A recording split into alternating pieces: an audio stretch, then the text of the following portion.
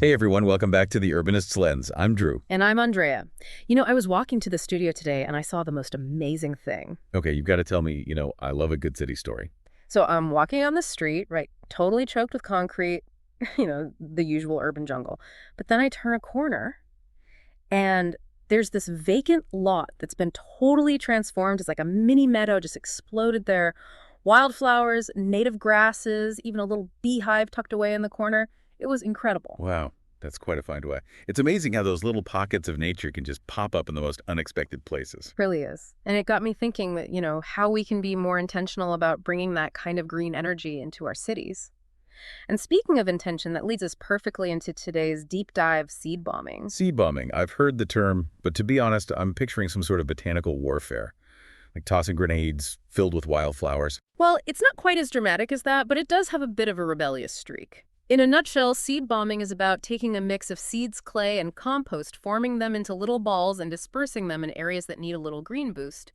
Think neglected lots, those sad little patches of dirt along busy streets, places that could use a touch of nature's magic. So it's like guerrilla gardening, but with a more targeted approach. Exactly. But here's the thing. This seemingly radical idea has roots that go way back. We're talking ancient Egyptians using clay to protect their seeds during the Nile floods. Japanese farmers perfecting a technique called Tsuchi Dango centuries ago to restore their fields. Wait, Tsuchi Dango? That sounds fascinating. What's the story there? It's actually brilliant. Tsuchi Dango translates to earth dumpling, and it's all about minimizing soil disturbance. Instead of tilling, which can harm the delicate ecosystem within the soil, they would create these seed balls and just toss them onto the fields. It's like a super eco-friendly way to plant working with nature's rhythms instead of fighting against them. Wow, so this idea of seed bombing is connected to some pretty profound ecological principles. It's not just about randomly tossing seeds around, it's about understanding how nature works and finding ways to support those natural processes. Precisely. And that's where things get really interesting, especially when we think about the potential of seed bombing in an urban context. We're not just talking about aesthetics here, although beautifying neglected spaces is definitely a bonus.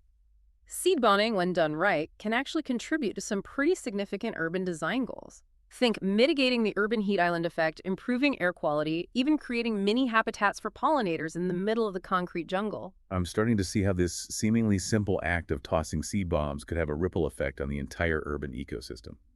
But let's be real, cities are tough environments. Yep. Pollution-compacted soil, lack of water. How can those little seeds possibly survive? It's definitely a challenge, but not impossible.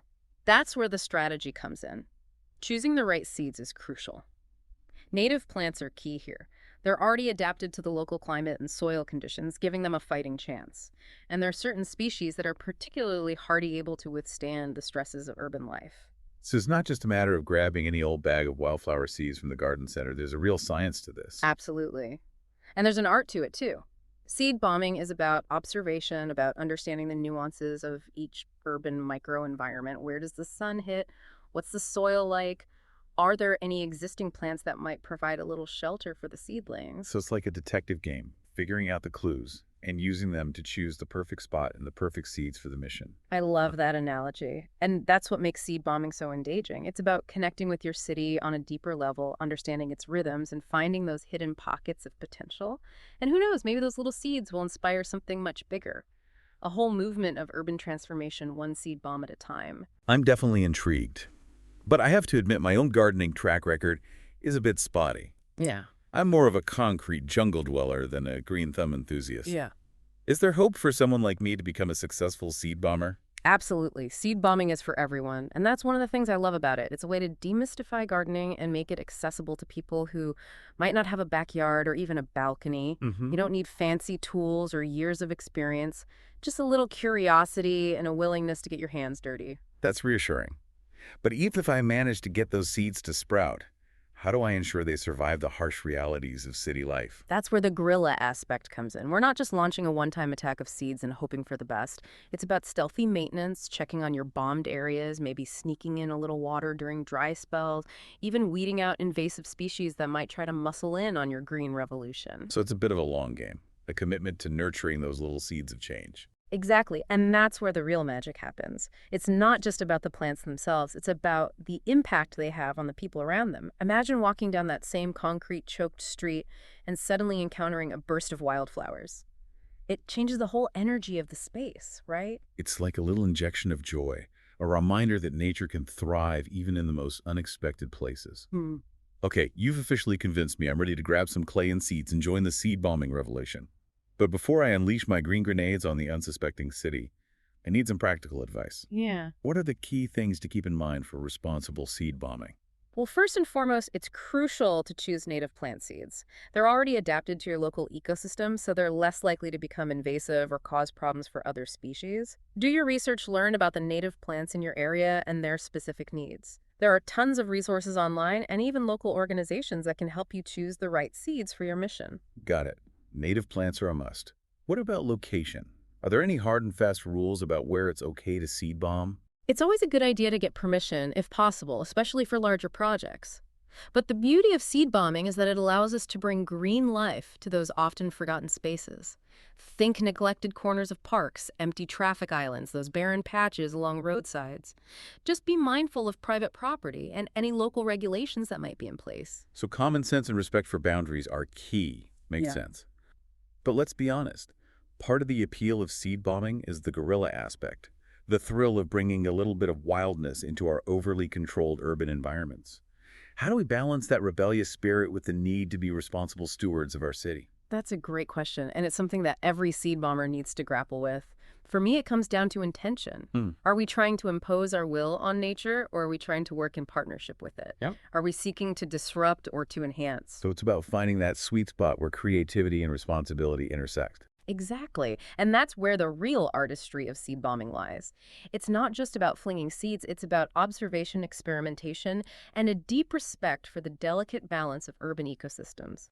It's about recognizing that even the smallest act of planting can have a ripple effect, creating beauty, fostering biodiversity, and reminding us all that nature has an incredible power to heal and regenerate. Okay, you've officially inspired me. I'm ready to grab some clay, gather my seeds, and head out on my first seed bombing mission.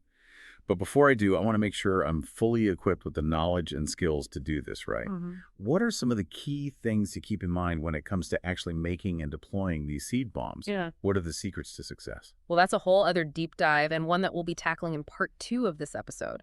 We'll be covering everything from the perfect seed bomb recipe to choosing the ideal locations for your green grenades. We'll even delve into some of the challenges of urban gardening and offer tips for overcoming them, so stay tuned. This is getting exciting. I can't wait to learn the tricks of the trade and start making my mark on the city one seed bomb at a time. And we can't wait to hear about your adventures. We'll be back soon for part 2 of our seed bombing deep dive. Until then, keep exploring, keep learning, and keep those urbanist lenses sharp. Welcome back to the Urbanist Lens. I'm feeling energized after that last segment, ready to dive into the practical side of seed bombing. Me too. Let's get our hands dirty, at least metaphorically speaking. So let's talk seed bomb construction. What's the secret recipe? Like any good recipe, there's room for experimentation.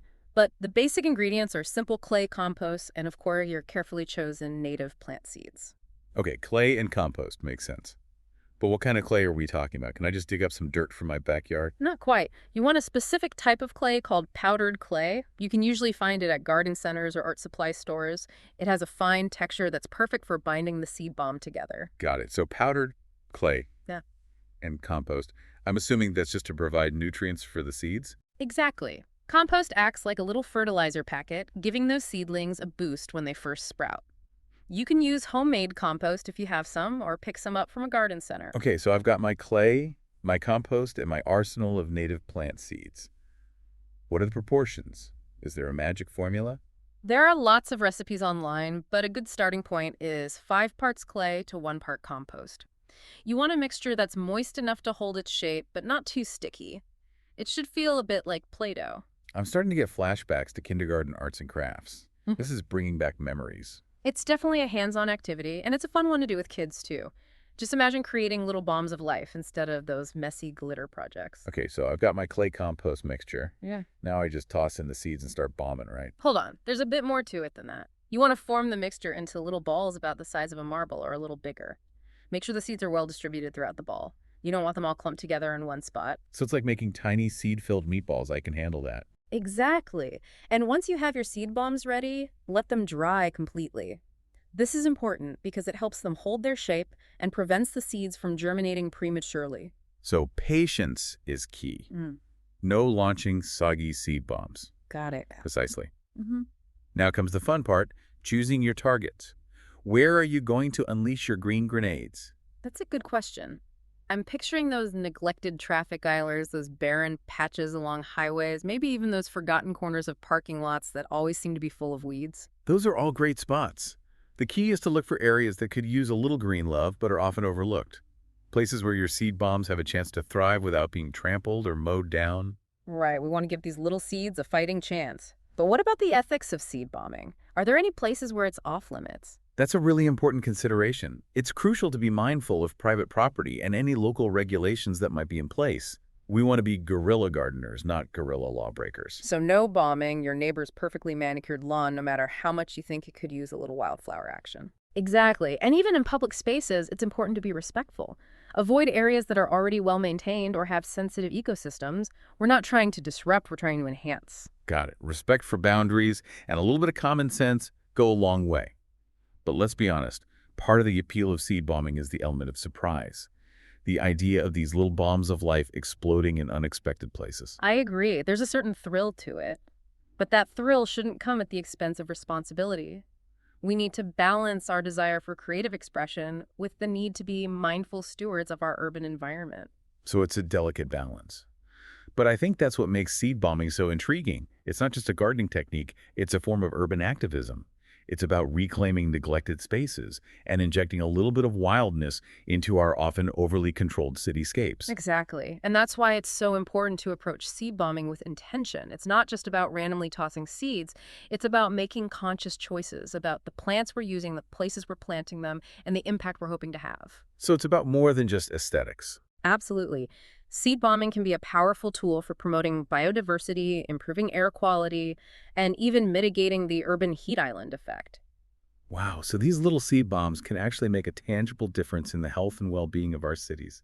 That's pretty incredible. It is. And it's all about harnessing the power of nature to heal and regenerate. But let's not forget the practical side of things.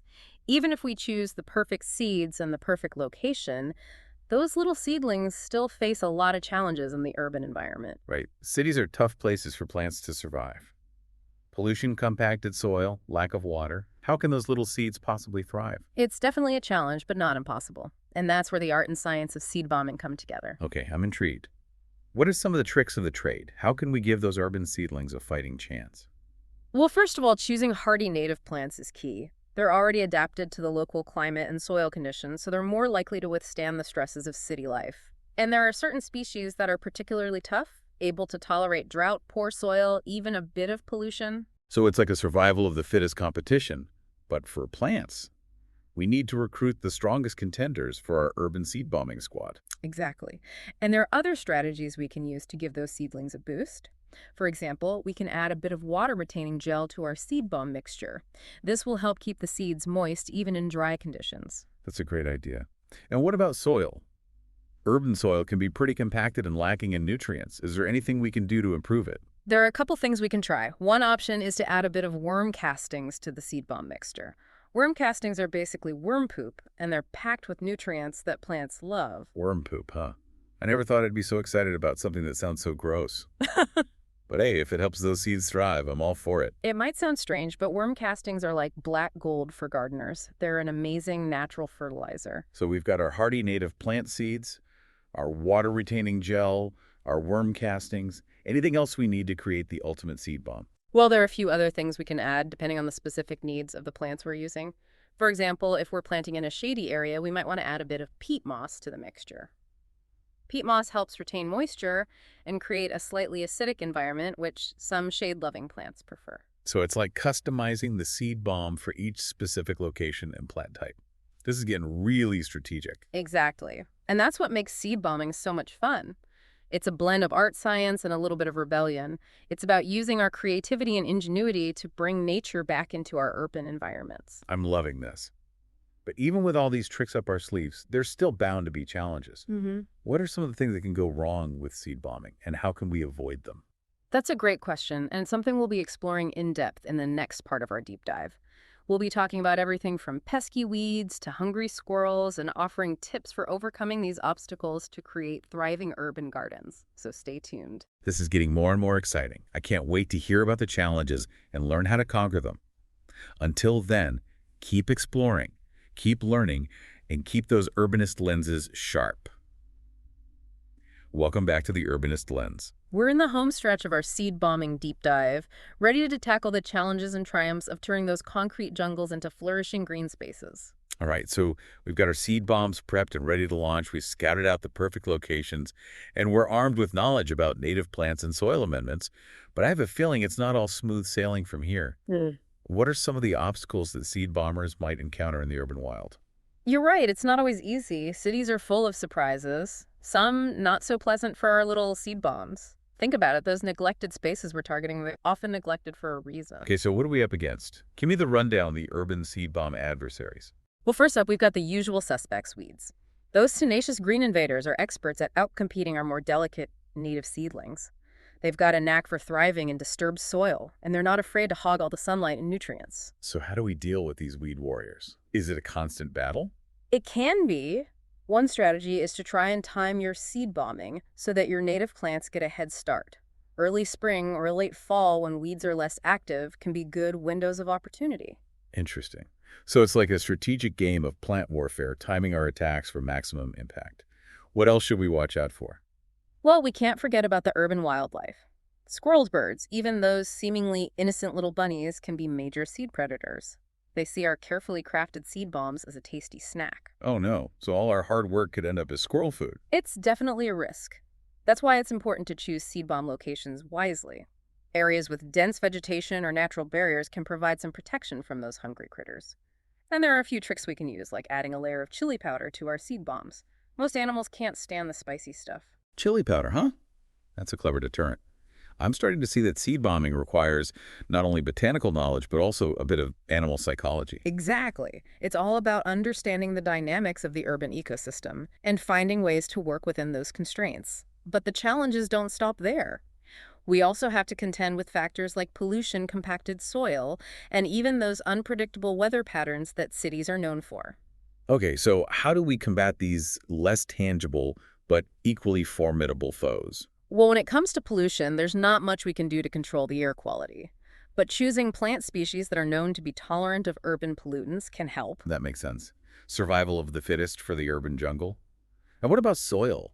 We talked about adding amendments like worm castings, but what if the soil's really compacted? That's a common problem in cities. Years of foot traffic and construction can leave the soil hard and impenetrable. But we're not powerless. One technique is to try and aerate the soil a bit before launching our seed bombs. A simple garden fork can do the trick. Just loosen up the top layer a bit to give those roots a chance to penetrate. So it's like giving the soil a little pre-bombing massage. I can handle that. Yeah. And what about the wild weather swings that cities experience? From heat waves to sudden downpours, it seems like anything goes. You're right, urban microclimates can be pretty extreme. But again, choosing hardy native plants is key. Look for species that can handle a bit of drought and aren't fazed by the occasional deluge. And if possible, try to choose seed bomb locations that offer some natural shelter. A spot under a tree or near a building can provide some protection from the elements. So it's all about working with the existing urban landscape to create those little microenvironments where our seed bombs can flourish. Exactly. Seed bombing isn't just about flinging seeds, it's about observation adaptation and a deep respect for the resilience of nature. It's about recognizing that even in the most challenging environments, life finds a way. I love that perspective. It's inspiring. But let's be honest, even with all the planning and preparation, there are times when seed bombing efforts just don't pan out. What do we do when our little green grenades fail to explode into life? Well, first of all, we don't beat ourselves up. Failure is a part of the process, and it's an opportunity to learn. We take note of what worked and what didn't, and use that knowledge to inform our future seed bombing missions. Remember, it's a long game. It's about persistence and a willingness to experiment. So it's like any form of urban intervention. We observe, we analyze, we adapt, and hopefully with each attempt, we get a little bit closer to creating those vibrant green spaces that we envision. Exactly. And even if our seed bombs don't always result in a lush meadow or a thriving forest, they can still have a profound impact. You mean even if the plants themselves don't survive? How is that possible? Well, think about the act of seed bombing itself. It's a statement. It's a way of challenging the status quo and reclaiming those neglected spaces. It's about bringing a little bit of beauty and hope into our often gray and sterile urban environments. So it's a form of urban acupuncture, injecting a little bit of green energy into those areas that need it most. I love that analogy. And even if only a few of those seeds take root, they can still spark a conversation. They can inspire others to think differently about their relationship with nature and their role in creating a more vibrant and sustainable city. So seed bombing is more than just a gardening technique. It's a movement. It's a way of reimagining our cities and our place within them. Exactly, and that's what makes it so powerful. It's about taking action no matter how small, and believing that even the smallest act of planting can make a difference. Okay, I'm officially a seed bombing convert. You've inspired me to get out there and start spreading some green love in my own city. Uh, But before we wrap up this deep dive, what are some final words of wisdom for our listeners who are ready to join the seed bombing revolution? I'd say go for it. Don't be afraid to experiment, to get your hands dirty, and to learn from your mistakes. Remember, seed bombing is about more than just plants. It's about community creativity and a commitment to creating a more beautiful and sustainable future for our cities. Beautifully said. And on that note, I think it's time to wrap up this episode of The Urbanist's Lens. We've covered a lot of ground from the ancient history of seed balls to the challenges and triumphs of modern-day urban gardening. It's been a fun and insightful journey, and we hope our listeners are feeling inspired to get out there and start making their own green marks on the world. So to all you urban explorers out there, grab some clay, gather your seeds, and unleash your creativity. The seed bombing revolution is waiting for you. And we'll see you next time for another deep dive into the fascinating world of urbanism. Until then, keep exploring, keep learning, and keep those Urbanist lenses sharp.